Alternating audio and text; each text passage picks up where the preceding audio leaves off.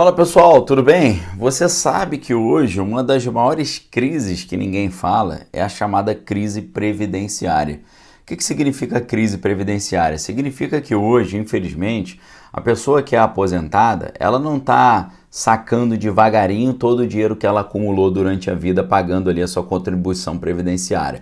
O que acontece é que quem está trabalhando, quem está ativo no mercado de trabalho, está pagando o salário de quem está aposentado.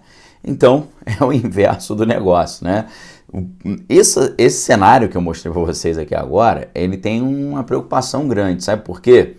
Se, por exemplo, você não tem um número muito grande de jovens trabalhando, você não tem um número de pessoas suficiente para pagar para quem está aposentado. Olha o tamanho do problema.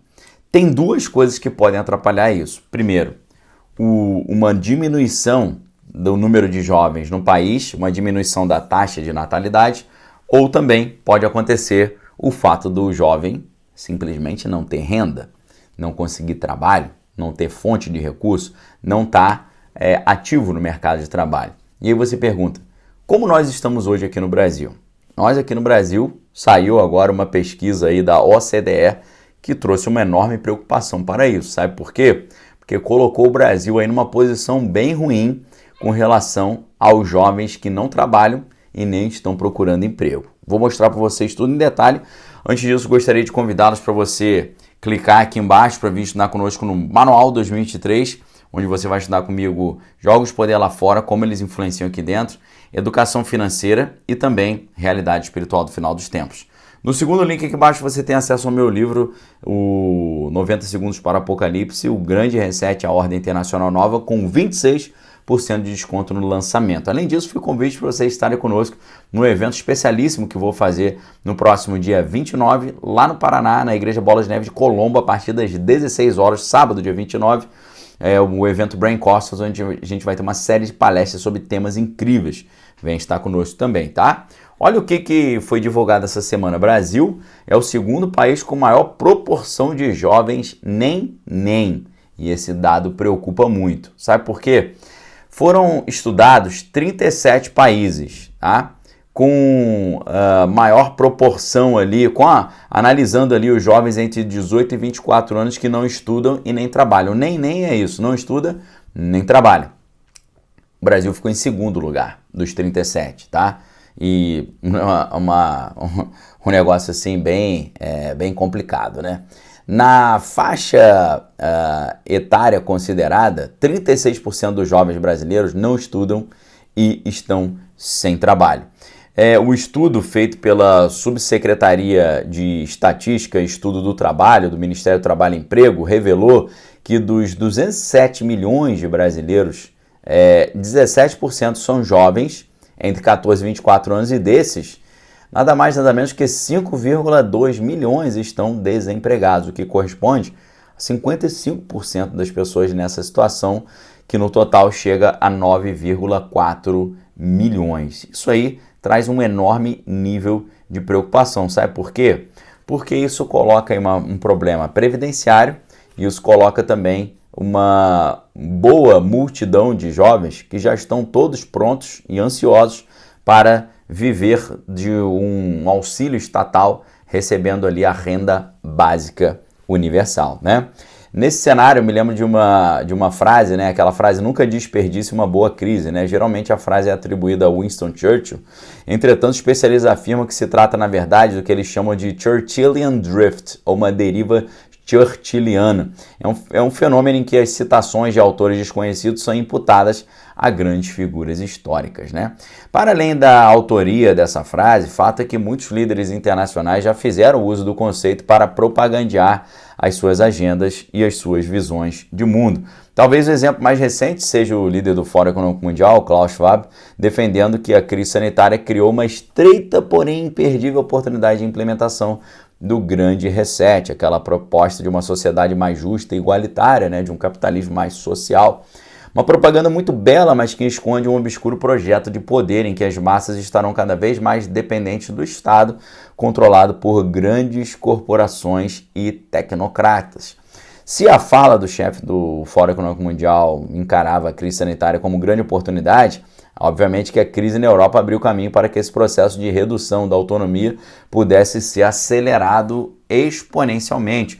Como não poderia deixar de ser, os abutres de plantão estão aproveitando para avançar os seus projetos aí diante de uma nova instabilidade mundial. Se a crise sanitária ela gerou, por um lado, falta de chips para a produção de automóveis, a crise na Europa está trazendo um cenário cada vez mais real de escassez de alimentos a nível global. Para o cidadão comum, essa pode ser uma informação muito triste e preocupante. Contudo, para os oportunistas internacionais, o motivo para eles é de empolgação, uma vez que nesse contexto tenebroso está trazendo de volta aí o maior de todos os instrumentos de dominação, o controle da oferta de alimentos.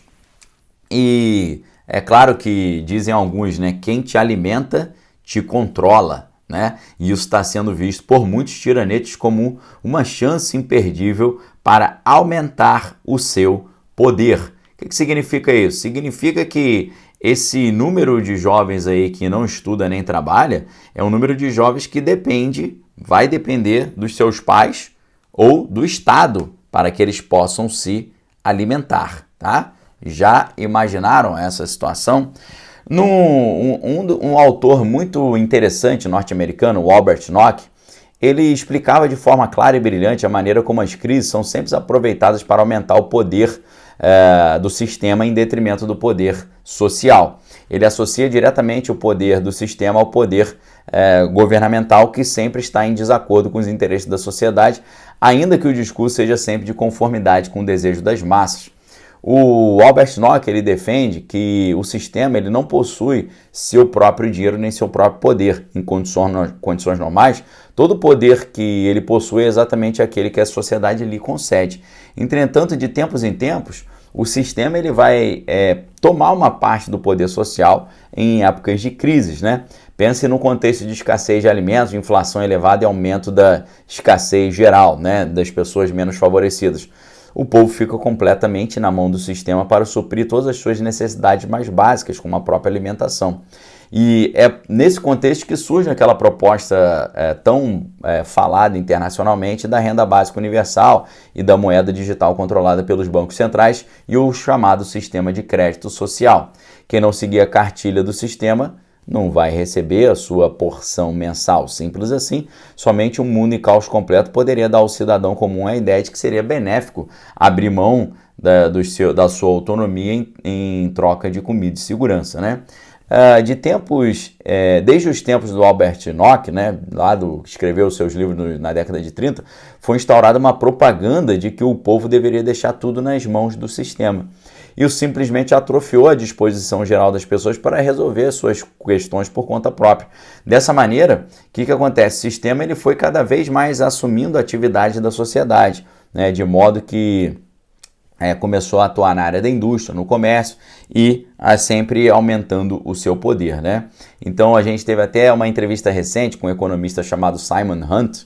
Ele defendeu, por exemplo, que no caso lá do Dragão do Oriente, Pequim teria atuado diretamente na crise imobiliária que aconteceu lá para que eles pudessem retomar o controle sobre o seu sistema habitacional, comprando tudo de volta por preço de banana, ou seja, deixa a iniciativa privada fazer o trabalho, aí a iniciativa privada constrói um monte de prédio, que você sabe que lá no Dragão do Oriente tem um monte de cidade fantasma, e aí depois eles recompram tudo baratinho, tá?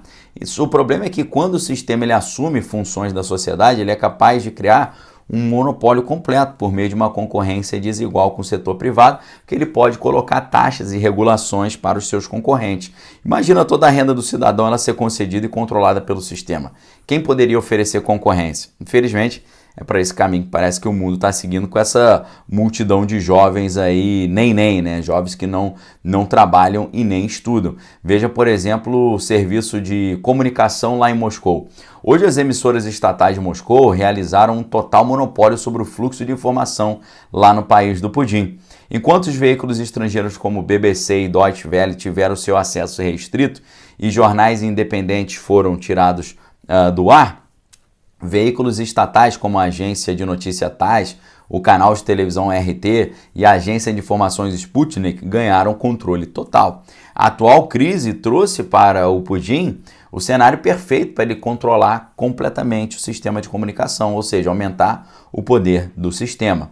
Nos mais diversos lugares, a crise sanitária e a crise na Europa estão servindo de perfeita ocasião para fazer avançar a ideia de que o aumento do poder e do controle do sistema não são apenas necessários, mas são inevitáveis e saudáveis. A instituição ali da escassez e da dependência da ajuda governamental funciona como um perfeito ativo dentro desse jogo de poder, sempre colocando como provisório, sempre colocado ali como provisório, mas que invariavelmente evolui para um aumento permanente de poder. Depois que o sistema conquista mais uma fatia da sociedade, dificilmente ele será devolvido ao público e a era do controle está apenas começando. E aí você pergunta, seria possível reverter essa tendência? Segundo Albert Nock, não tem como impedir o progresso do poder do sistema em detrimento do poder social. Entretanto, se informação é poder, quanto mais as pessoas entenderem essa dinâmica, menos fácil será para o controlador abocanhar a autonomia do cidadão comum, ok? O que você acha disso? Esse negócio aí de você ter o Brasil em segundo lugar de 37 países, como um país que tem um número maior de jovens que não trabalham nem estudam, é algo preocupante, não só para a questão previdenciária, mas também para a questão dessa dependência total do Estado. O que você acha disso? Deixe sua opinião aqui embaixo, forte abraço, fique com Deus, examine todas as coisas e retém que é bom. Valeu!